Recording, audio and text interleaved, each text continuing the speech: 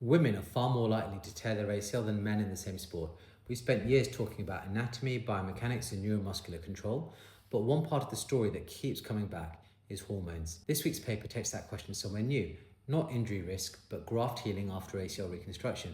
Welcome to the Sunday Paper Roundup, where I read the paper so you don't have to. This week's paper is by Masfero Pino and colleagues, published in the American Journal of Sports Medicine, and the senior author is the legend that is JC Monlau from Barcelona. The question was simple: does oral contraceptive use affect graft maturation after ACL reconstruction in female patients?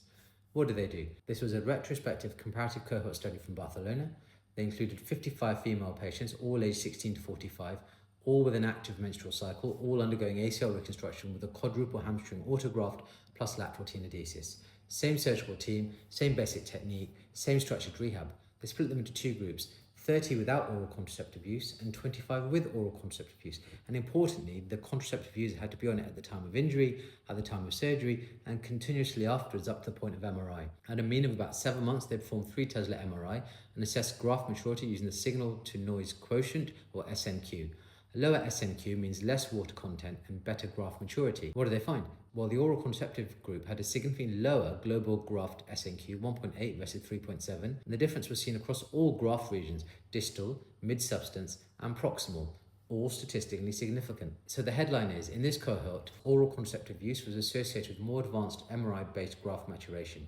Let's discuss what the paper gets right. First, the question is generally novel. This is not another paper asking whether the pill changes initial ACL injury risk. It asks whether the hormonal environment might influence what happens after ACL reconstruction.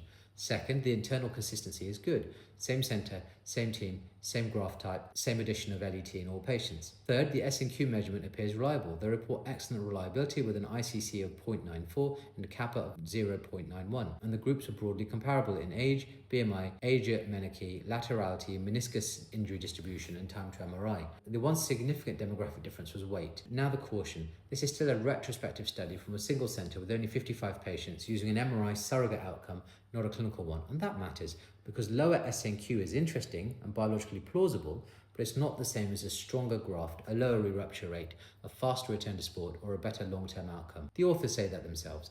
SNQ does not directly measure biomechanical strength or histological properties. And the biggest limitation for me is this: they do not know which oral contraceptive formulations these patients were taking.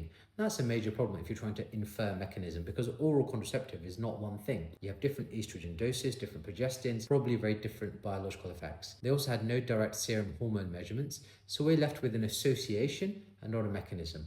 There's also the broader context issue. This paper is built on the idea that hormonal modulation may matter in ACL biology. That is plausible, but even the literature on whether oral contraceptives reduce initial ACL injury risk is still mixed, and the paper itself acknowledges that.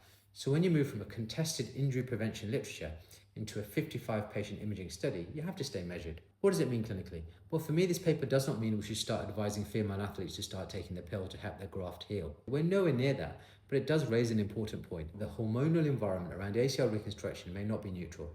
And if that is true, we probably should be collecting much better hormonal data in ACL studies and registries, contraceptive status, formulation, duration of use, and ideally hormonal profiling too, because this may matter. But at the moment, we're largely ignoring it. So what's my verdict? Should you ignore it? Should you be aware of it? Should you consider it? Or should you go right ahead and change your practice? Well, my verdict: be aware of it. It's an interesting question with a biologically plausible finding, and methodologically decent for a small cohort, but it's far too early for clinical translation. It needs prospective validation with hormone data, contraceptive formulation data, and real clinical outcomes before it changes practice. See you next Sunday. I'll keep breaking down the evidence as it lands.